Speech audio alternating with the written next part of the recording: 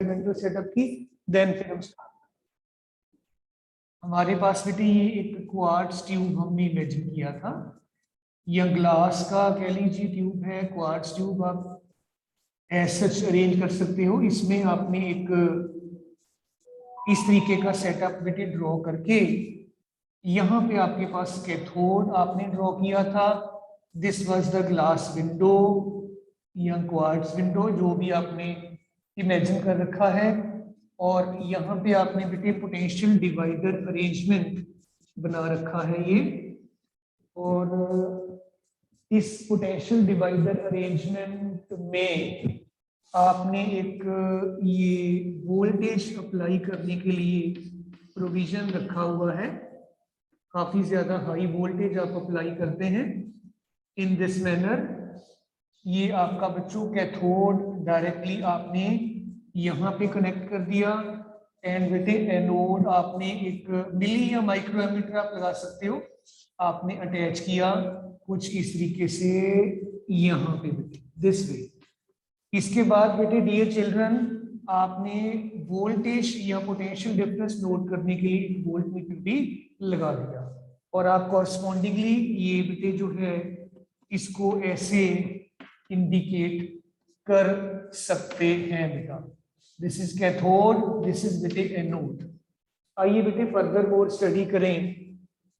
आपके पास ये incident photons light के आपने यहाँ पे सैटेलाइट करवा दिए थे, और ये जो इंसिडेंट फोटॉन्स हैं जब यहाँ पे मेटल की सरफेस पे सैटेलाइट करेंगे, इनके पास एनर्जी E जो है ये डियर चिल्ड्रन h न्यू के बराबर है। आप न्यू को बेटा c/λ भी लिख सकते हैं। इतनी एनर्जी आपने फोकस करवा दी। इस एनर्जी की अवेलेबिलिटी की वजह से बेटा आपके इस कैथोड की सरफेस में से इलेक्ट्रॉन्स का एमिशन हो जाएगा।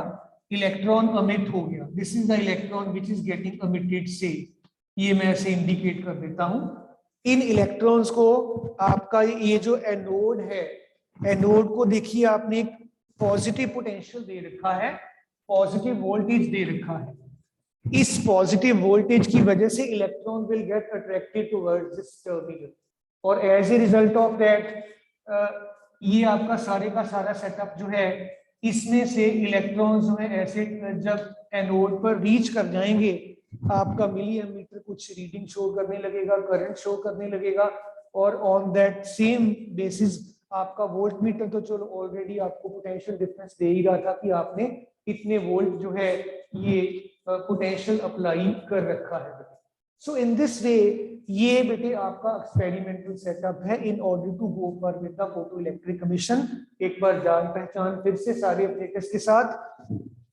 ग्लास का ट्यूब या क्वार्ट्ज का ट्यूब, ग्लास का विंडो, इंसिडेंट फोटॉन्स लाइट के, cathode, anode.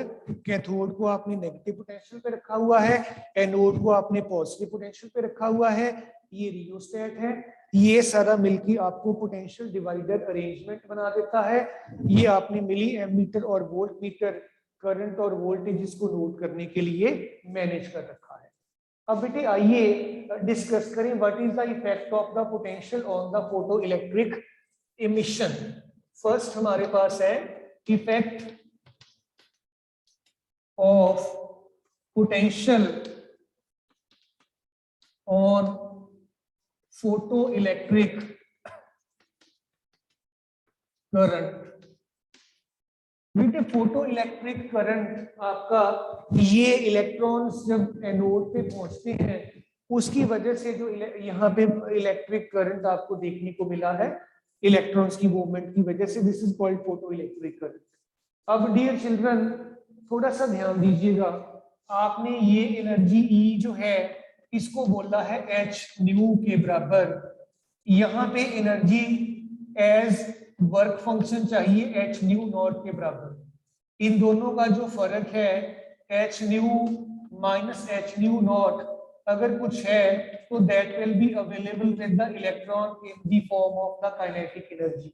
In simple words, इतनी एनर्जी का फोटोन आपने यहाँ पे सब्सक्राइब करवाया, उसमें से इतनी एनर्जी इलेक्ट्रॉन को जस्ट बाहर निकालने में यूज हो गई। बाकी की एनर्जी अगर कोई है so that is available with this electron in the form of its kinetic energy. और moreover अगर आप यहाँ पे पोटेंशियल जो है कम कर देंगे, ज्यादा कर देंगे, तो अकॉर्डिंगली ये इलेक्ट्रॉन ज्यादा या कम एक्सेलरेट होकर आपके इस टर्मिनल तक पहुंचेगा। अगर जल्दी पहुंच जाएगा तो आपका फोटो इलेक्ट्रिक करंट जो है ऑब्वियसली जो है वो आपको एकदम से मिली एमीटर इंडिकेट करने लगेगा। अगर ज्यादा नंबर ऑफ फोटॉन्स वहां पे आपके पहुंच गए हैं देन बेटे ये तो ज्यादा इलेक्ट्रॉन्स भी निकलेंगे, और अगर ज्यादा इलेक्ट्रॉन यहाँ पहुंचेंगे आपका करंट ज्यादा होगा। अब का पॉइंट क्या है, अब ध्यान दीजिएगा। मान लीजिए जैसे ये 3 इलेक्ट्रॉन्स यहाँ से निकले हैं, आपने यहाँ पे पोटेंशियल पॉजिटिव बहुत ज्यादा नहीं दिया, कम है, उससे क्या हुआ कि ये इलेक्ट्रॉन अपनी डायरेक्शन इसकी बदल गई, ये इधर जाकर ग्लास की सरफेस के साथ टकराई कर गया, ये यहाँ पहुंच ही नहीं पाया। उससे क्या होगा, आपका इलेक्ट्रिक करंट या फोटो इलेक्ट्रिक करंट वो कम होगा। लेकिन अगर आप ये पॉजिटिव वोल्टेज को इंक्रीज कर दोगे तो ये जो इलेक्ट्रॉन इधर नहीं भी आ रहा उसको भी अपनी तरफ अट्रैक्ट कर लेगा, and as a result of that आपका फोटो इलेक्ट्रिक करंट जो है in terms of magnitude dear children बढ़ जाएगा। So I mean to say that कि ये जो काइनेटिक एनर्जी आपके पास अवेलेबल है this is equal to E into V naught. ये आपका है इलेक्ट्रॉन का चार्ज, वी नॉट आपका ये पोटेंशियल है जो आपने इस बैटरी की हेल्प के साथ पॉजिटिव टर्मिनल को दे रखा है, या पॉजिटिव पोटेंशियल आप कह लीजिए, ये आपने दे रखा है। और ग्राफिकली स्पीकिंग बेटे अगर मैं इन वर्टिकल एक्सिस पर ये फोटो इलेक्ट्रिक करंट ले लूं मिली एम्पियर में, जैसे मैंने लिखा हुआ है एक्सपेरिमेंटल सेटअप में भी, और जो मेरे बेटे हॉरिजॉन्टल एक्सिस हैं, बड़ा ध्यान से देखिएगा, इन एक्सिस पे मैं ये वाली वोल्टेज ले लेता हूं, ये जो आप अप्लाई कर रहे हो, तो बच्चों अगर आपने 0 वोल्ट भी अप्लाई किया है फिर भी क्या होता है कि कुछ इलेक्ट्रॉन्स तो आपके एनोड पे पहुंच ही रहे हैं। मान लो आपने अप्लाई नहीं किया, कुछ इलेक्ट्रॉन्स तो फिर भी पहुंच रहे हैं, मतलब 0 वोल्ट पर भी इतना आपका मान लीजिए फोटो इलेक्ट्रिक करंट है। फिर आपने क्या किया, इसको इंक्रीज करना शुरू किया पॉजिटिव पोटेंशियल को, आपका ग्राफ कुछ इस तरीके के इंडिकेट कर देगा ऐसे ऐसे, और जब आपकी पॉजिटिव वैल्यू काफी ज्यादा हो जाती है देन आपका करंट जो है that will become maximum, because सारे इलेक्ट्रॉन्स पहुंच गए और तो आ ही नहीं सकते हैं। As a result of that आपका ग्राफ जो है it becomes parallel to this horizontal axis. और इधर से अब थोड़ा सा ध्यान दीजिएगा, जो इलेक्ट्रॉन्स आपके यहाँ पे पहुंच गए थे even when there was low voltage applied, आप अब इन इलेक्ट्रॉन्स को नेगेटिव वोल्टेज अगर अप्लाई कर देंगे, ये 0 था ना पहले, अब आपने क्या किया, नेगेटिव वोल्टेज अप्लाई किया, अगर ये नेगेटिव हो जाएगा तो ये इलेक्ट्रॉन्स को अपनी तरफ आने ही नहीं देगा, रिपेल करेगा। जिस वोल्टेज पर आपका कोई भी इलेक्ट्रॉन ना पहुंचेगा that is called stopping potential, और ये आपका यहाँ पे V नॉट के साथ हम इंडिकेट कर देते हैं। सो डियर चिल्ड्रन बड़े ध्यान से देखिएगा, आप जब नेगेटिव वोल्टेज अप्लाई कर देते हो, ये नेगेटिव है ये पॉजिटिव है, जब एनोड को नेगेटिव वोल्टेज अप्लाई कर दोगे आपका फोटो इलेक्ट्रिक करंट 0 हो जाएगा। जैसे जैसे आप वोल्टेज बढ़ाई जा रहे हो करंट बढ़ी जा रहा है, लेकिन एक पीक वैल्यू के बाद आप जितनी मर्जी वोल्टेज और इंक्रीज कर लीजिए, there is no further rise in the photoelectric current just because जितने भी इलेक्ट्रॉन्स अमिट हुए हैं फोटो इलेक्ट्रिक मिशन के बाद वो सारे ही पहुंचने शुरू हो गए हैं, और ज्यादा इलेक्ट्रॉन्स ही नहीं है तो करंट कहां से बढ़ेगा। सो इन दिस मैनर आपका जो ग्राफिकल वेरिएशन है फोटो इलेक्ट्रिक करंट का as a function of the potential difference applied वो कुछ इस तरीके का है बेटा। So dear children before I proceed with further graphical variation, Kshitij, Manviya, Supriya, बेटे क्लियर है सारे स्टूडेंट्स को? बेटा ये ग्राफ पेपर में आते हैं, इनमें से एक ग्राफ आएगा, 3-4 करवाऊंगा आपको मैं। Kshitij, Manviya, Supriya, Manviya and Supriya. Yes sir. बेटे क्लियर है सर? Yes sir. ठीक है बेटे, चलिए आगे चलें फिर। इसके बाद बेटे हमारे पास सेकंड है इफेक्ट ऑफ बेटा intensity of light. Let us proceed with that second type, effect of intensity of incident light. बेटे बी पार्ट, इनमें से बेटे एक आएगा आपको graph, graphical variation, graphical behaviour. जो 3-4 हमने करने, इनमें से एक आपको जरूर एग्जाम में पूछा जाएगा. इंटेंसिटी का effect, effect of intensity of incident light on photoelectric current. Intensity बेटे जो है ये नंबर ऑफ फोटॉन्स कितने आपने सब्सक्राइब करवाए हैं, इस बात को इंडिकेट करती है. आइए मैं डायरेक्टली ग्राफ की हेल्प लेता हूं. वर्टिकल एक्सिस, ये मेरे पास हॉरिजॉन्टल एक्सिस बेटा. इस तरफ मैंने इंटेंसिटी ले लिया, इंटेंसिटी ऑफ इंसिडेंट लाइट. इस तरफ मेरे पास फोटो इलेक्ट्रिक करंट है, ये मिली एम्पियर्स में है. बेटे जैसे जैसे आपकी इंटेंसिटी बढ़ रही है, इंटेंसिटी का मतलब होता है कि कितने नंबर ऑफ फोटॉन्स आप ज्यादा सब्सक्राइब करवा रहे हैं. मान लीजिए पहले आपने 1 फोटोन सब्सक्राइब करवाया, फिर 2, फिर 3, फिर 4. ये जो मैं नंबर बोल रहा हूँ कि कितने नंबर ऑफ फोटॉन्स आप सब्सक्राइब करवा रहे हैं, that is constituting the word intensity. जैसे जैसे ज्यादा फोटॉन्स आप सब्सक्राइब करोगे, ज्यादा फोटो इलेक्ट्रॉन्स इमिट होंगे. फोटो इलेक्ट्रॉन्स इमिट अगर ज्यादा होंगे तो आपका फोटो इलेक्ट्रिक करंट बढ़ता चला जाएगा, बढ़ता ही चला जाएगा. डायरेक्ट डिपेंडेंस है. 10 फोटॉन्स है तो 10 फोटो इलेक्ट्रॉन्स होंगे, 20 फोटॉन्स हैं तो 20 फोटो इलेक्ट्रॉन्स होंगे. तो बिकॉज ज्यादा इलेक्ट्रॉन्स हैं तो करंट भी ऑब्वियसली बेटे ज्यादा होगा.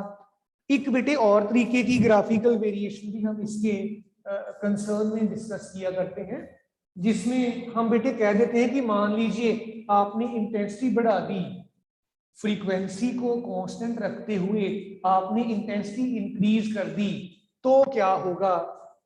आइए देखें बेटा, मैं इस केस में यहां पर ही बना देता हूं ग्राफ बेटे. ये इंटेंसिटी को रब कर देता हूं. ये बेटे मेरे पास सेकंड है, इधर मैंने लिया फोटो इलेक्ट्रिक करंट, और ये हॉरिजॉन्टल एक्सिस है मेरे बेटे. इन एक्सिस के अलोंग बेटे मैंने अपना वही स्टॉपिंग पोटेंशियल जो है, यह potential of the plate E, anode का पोटेंशियल, पोटेंशियल ऑफ प्लेट ए कह लीजिए, ये 0, ये पॉजिटिव पोटेंशियल आ जाएगा, ये नेगेटिव पोटेंशियल आ जाएगा. पहले तो आपने इंटेंसिटी इतनी रखी थी, इस इंटेंसिटी पे आपका ग्राफ जो है ये ऐसा आ रहा है. इंटेंसिटी इज I1, मतलब 10 फोटॉन्स आपने सप्लाई करवाए. फिर आपने नंबर ऑफ फोटॉन्स इंक्रीज करवा दिए, 20 कर दिए. फ्रीक्वेंसी को आपने कुछ नहीं कहा, और बेटे इससे क्या होगा, आपका ग्राफ ऐसा आ जाएगा. ये इंटेंसिटी I2 है. मतलब अगर आप फ्रीक्वेंसी को ना बदलकर इंटेंसिटी को इंक्रीज कर देते हो तो आपका फोटो इलेक्ट्रिक करंट देख लीजिए इतना बढ़ गया. पहले इतना था, अब अगर आपने इंटेंसिटी I2 जो है इसको I1 से ज्यादा किया है तो देखिए फोटो इलेक्ट्रिक करंट भी आपका यहाँ पे बढ़ गया है. सो इन दिस वे बेटा, this is just another type of graphical variation, जिसको हम बेटे as a function of your potential of the plate A study कर सकते हैं. सो इसके बाद बेटे हमारे पास तीसरा एक और बहुत ही इंपॉर्टेंट ग्राफ है, दैट इज बेटे effect of frequency on the photoelectric current. आइए देखें, एंड स्टॉपिंग पोटेंशियल पे इसका क्या फर्क इम्पैक्ट है उसको भी देखिए. सो डियर चिल्ड्रन, इसके बाद हमारे पास है थर्ड पॉइंट के बाद फोर्थ पॉइंट है effect of frequency of incident light on the stopping potential. See, effect of frequency on the stopping potential. बेटा ये फ्रीक्वेंसी है आपकी बेटे, लाइट जो आप इंसिडेंट करवा रहे हो। अगर आप फ्रीक्वेंसी ज्यादा कर दोगे, समझिएगा पहले बेटा, अगर आप फ्रीक्वेंसी ज्यादा कर दोगे बेटे इंसिडेंट लाइट की, उससे क्या होगा, वर्क फंक्शन के बाद जो काइनेटिक एनर्जी है इस इलेक्ट्रॉन के पास वो ज्यादा होगी। बिकॉज अगर आप इंसिडेंट फ्रीक्वेंसी को इंक्रीज कर देते हो तो जितनी वर्क फंक्शन के लिए एनर्जी चाहिए वो माइनस कर दीजिए बीच में से, rest of the energy will be available in the form of the kinetic energy of your बेटा इलेक्ट्रॉन। अब इमेजिन करिएगा, ये इलेक्ट्रॉन आपका उधर जा रहा है, आपने फ्रीक्वेंसी बढ़ा दी, इसकी काइनेटिक एनर्जी एनोड की तरफ जाने के लिए जो है वो बढ़ गई, ये ज्यादा तेजी से जा रहा है, इसके पास काइनेटिक एनर्जी ज्यादा है, इसको रोकना उतना मुश्किल होगा। इसको रोकने के लिए आपको ज्यादा नेगेटिव वोल्टेज देनी पड़ेगी ए को। ए एनोड ऑलरेडी पॉजिटिव है, ये तो इलेक्ट्रॉन्स को अपनी तरफ अट्रैक्ट कर रहा था क्योंकि ये पॉजिटिव था, इलेक्ट्रॉन नेगेटिव थे। अब आपने क्या किया कि इस इलेक्ट्रॉन को आप रोकना चाहते हैं कि एनोड पे ना पहुंचे। स्टॉपिंग पोटेंशियल का मतलब होता है कि जब आपका फोटो इलेक्ट्रिक करंट जीरो हो जाए वो पोटेंशियल कितना है। सो आपने इसको पॉजिटिव को पहले धीरे धीरे 0 वोल्ट कर दिया, फिर भी कुछ एनर्जेटिक इलेक्ट्रॉन्स पहुंच रहे हैं, करंट है आपके सर्किट में। उसके बाद आपने क्या किया, इसकी वोल्टेज को नेगेटिव कर दिया पॉजिटिव की बजाय। अगर आप नेगेटिव कर दोगे तो आपका इलेक्ट्रॉन यहाँ पहुंच नहीं पाएगा, फोटो इलेक्ट्रिक करंट ऑब्वियसली 0 हो जाएगा। इस चीज को डिपिक्ट करने के लिए आप ऐसा ग्राफ ड्रॉ कर सकते हैं, प्लॉट कर सकते हैं। This is photo electric current, ये आपके हॉरिजॉन्टल एक्सिस बेटा, इन एक्सिस पे ये आपका वोल्टेज ए का एनोड का, इधर पॉजिटिव वोल्टेज, इधर नेगेटिव वोल्टेज। और बच्चों आपने ये इंटेंसिटी को नहीं आपने कुछ भी कहा, आपके पास ग्राफ ऐसा बन गया। तो जब आपने इंटेंसिटी सेम रखी हुई है और यहाँ पे बेटे मान लीजिए फ्रीक्वेंसी जो है ये μ1 के बराबर incident frequency, let us say that this is equal to μ1, ये वोल्टेज थी हमारी, ये फ्रीक्वेंसी आपने μ1 रखी है। फिर आपने क्या किया, फ्रीक्वेंसी इंक्रीज कर दी। जब आप फ्रीक्वेंसी इंक्रीज करोगे तो आपका इलेक्ट्रॉन जो है इसको स्टॉप कर पाना और ज्यादा मुश्किल हो जाएगा और आपका स्टॉपिंग पोटेंशियल यहाँ पे पहुंच जाएगा। This is μ2 is more than μ1। यहाँ पे आपने इंटेंसिटी जो है, इंटेंसिटी को आपने कांस्टेंट रखा हुआ है।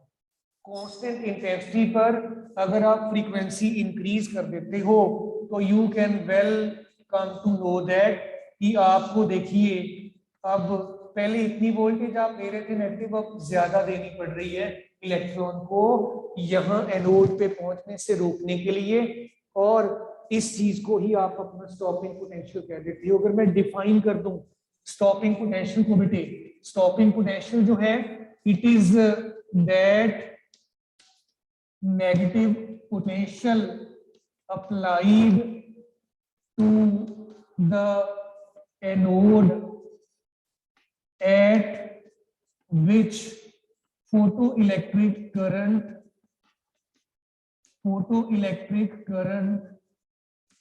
is 0।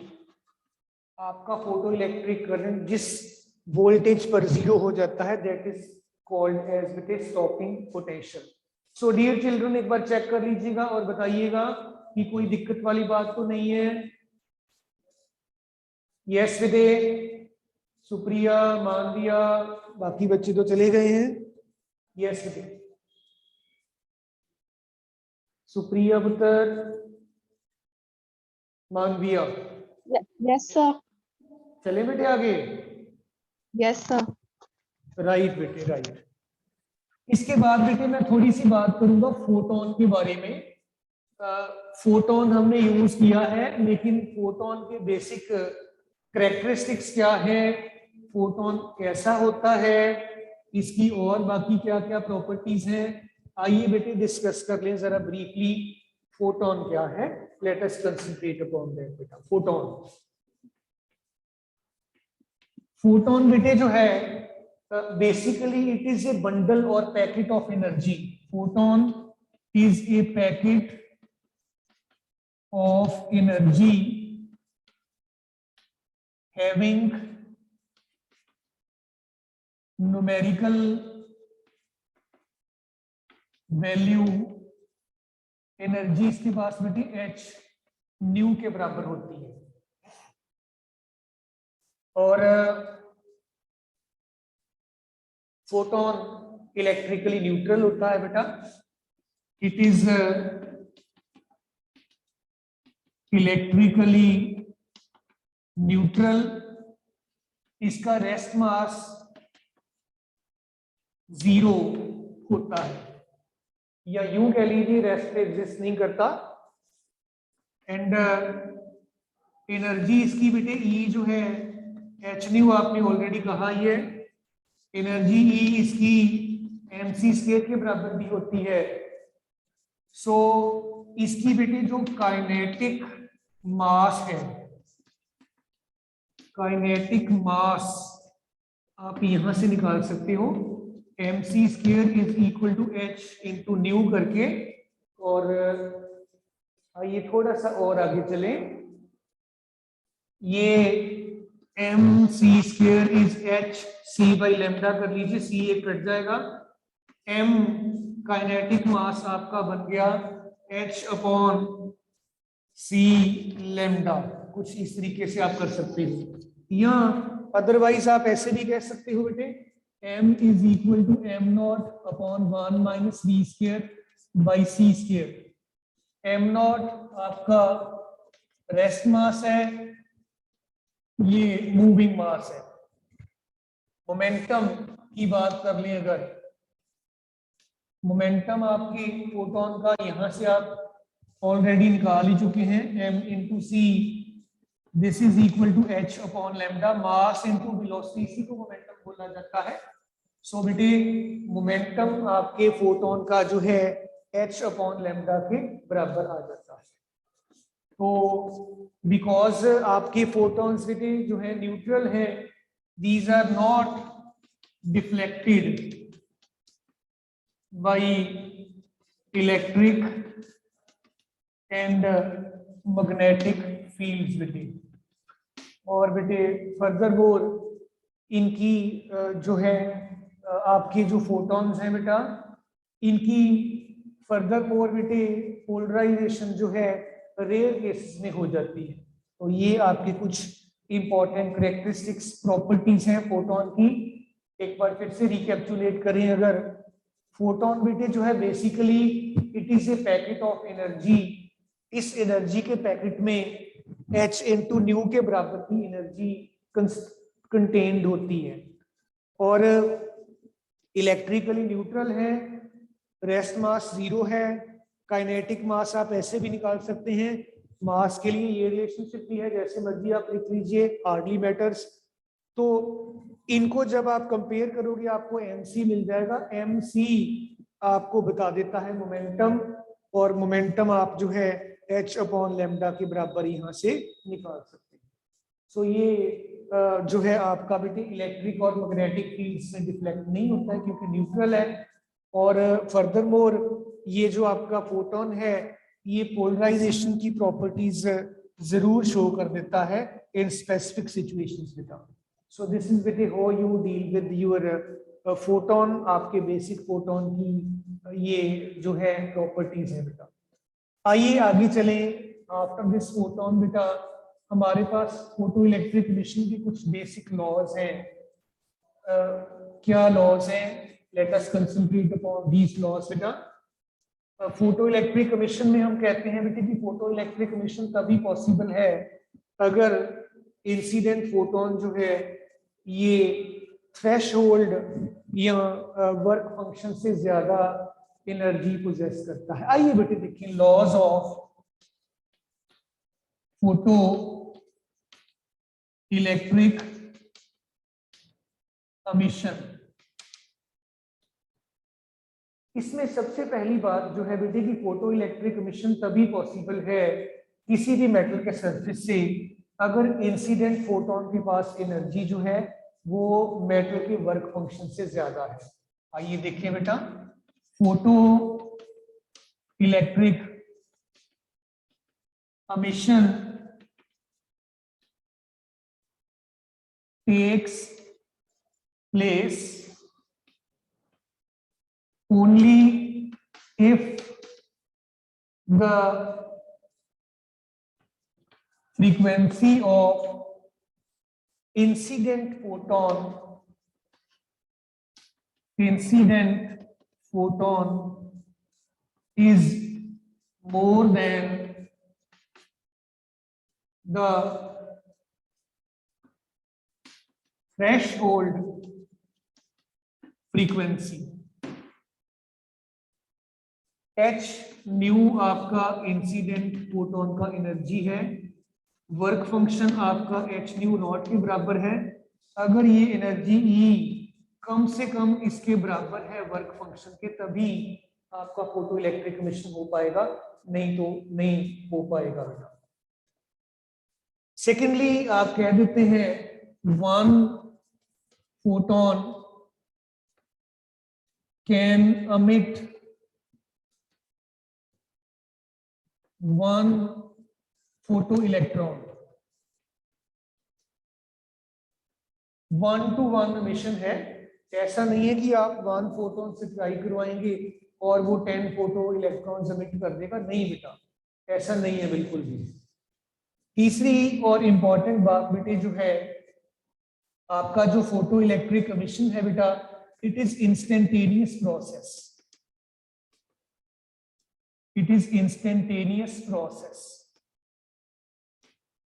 The moment photon will be striking, at the same time photoelectric emission will take place. Approximately 10⁻⁹ seconds का गैप होता है, 1 nanosecond का। You can well imagine कि कितना कम गैप है। So we say that जैसे ही आपका फोटोन स्ट्राइक करेगा फोटो इलेक्ट्रॉन वैसे ही एमिट हो जाएगा। दूसरी बात, एक फोटोन है एक ही इलेक्ट्रॉन निकलेगा।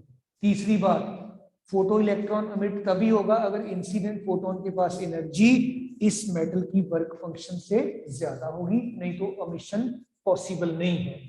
और चौथी बात हम भी कभी कभी कह देते हैं कि अगर ये एनर्जी वर्क फंक्शन से ज्यादा है तो बाकी की बची हुई एनर्जी जो है E-W0 के बराबर जो है, ये बेटे काइनेटिक एनर्जी की फॉर्म में फोटो इलेक्ट्रॉन के पास अवेलेबल होती है। इनकी वैल्यूज आप पुट कर सकते हैं, h nu minus h nu not, this is equal to 1/2 mv square.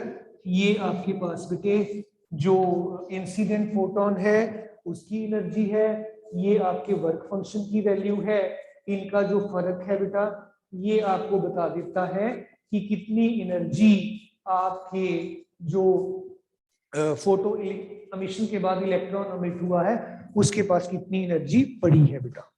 So this was related to the laws of photoelectric emission. 1-to-1 process है, इंस्टेंटेनियस प्रोसेस है, कम से कम थ्रेशोल्ड फ्रीक्वेंसी के बराबर फ्रीक्वेंसी चाहिए इंसिडेंट फोटोन की, तभी emission होगा, नहीं तो नहीं होगा। चौथी बात, जितना ज्यादा एनर्जी है उसके पास फोटो एमिशन के टाइम पर in comparison to the work function, वो एनर्जी आपके फोटोन इलेक्ट्रॉन के पास in the form of kinetic energy available रहेगा। सो इस तरीके से आप बेटे laws of photoelectric emission को समझ सकते हो। इसके बाद हमारे पास बड़ा ही इंपॉर्टेंट टॉपिक है Einstein's equation for the photoelectric emission. Let us concentrate upon this बेटा। Einstein's equation